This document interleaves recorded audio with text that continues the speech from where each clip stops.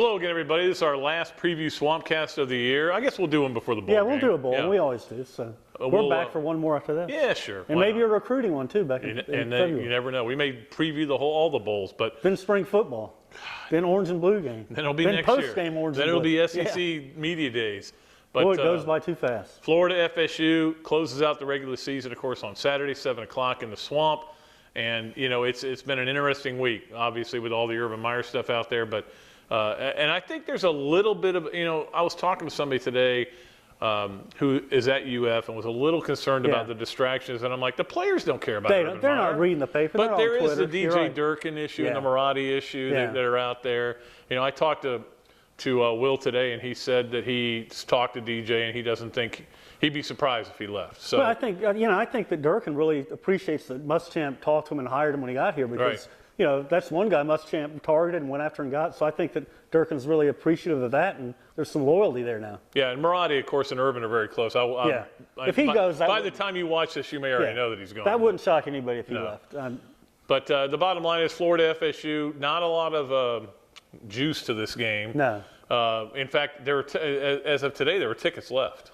Which is, when's the last time Florida FSU had tickets? Yeah, it's not often. I mean, 79. Neither team was ranked. That's the first time I think since '86. Yeah, and neither team was ranked in the game, and there is no buzz really, especially with the Thanksgiving weekend here. Both teams coming off really crappy performances.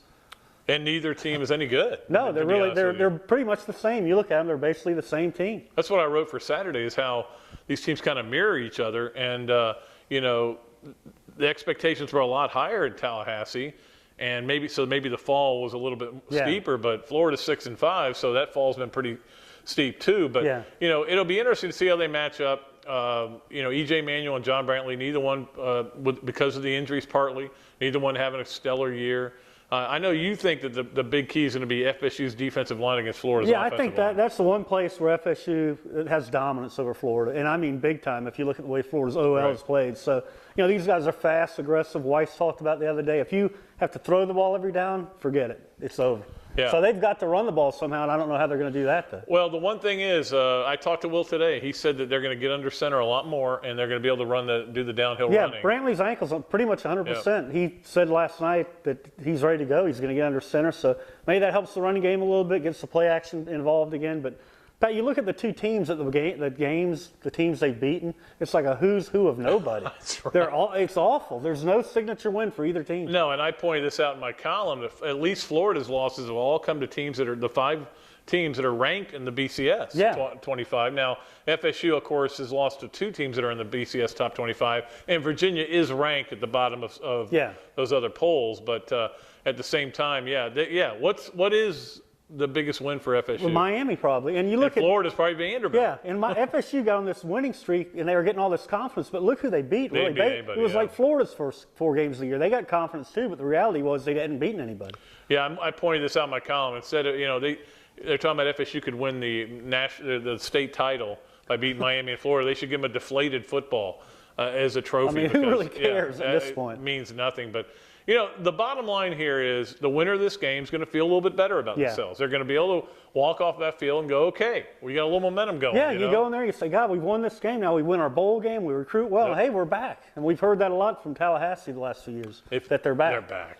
So I'll let you know when you're back. Yeah, okay? so if Florida wins the bowl game, recruits well, then Florida will be back, I guess. So we'll just take that and run with it. The bottom line is, when you think about it, go back to the preseason. Did anybody think that they would be playing this last game, and that no matter whether they win or lose, it seems set FSU in the Champ Sports Bowl, Florida in the Gator Bowl.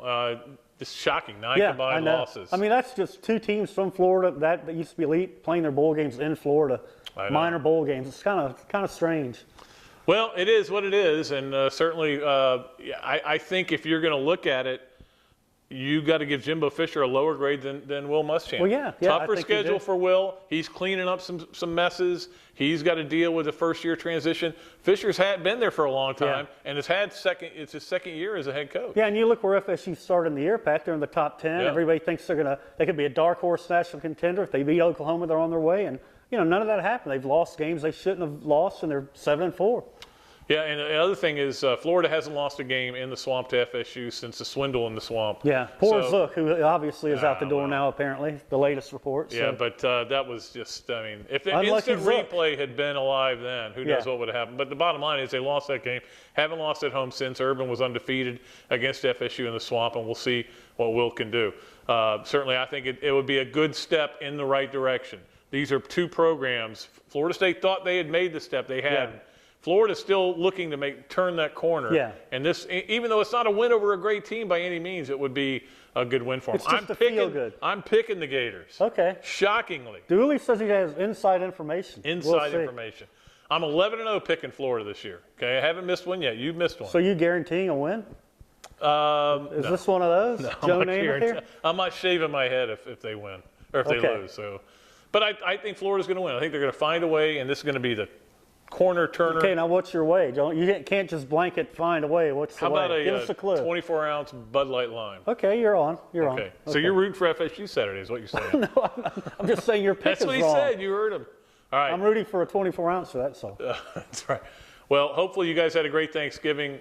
We certainly did, and we look forward to talking to you after the game. Until then, this is Pat Dooley and Robbie Andrew of the Gainesville Sun with our final preview of the regular season. Until next time, so long from the Sunshine State.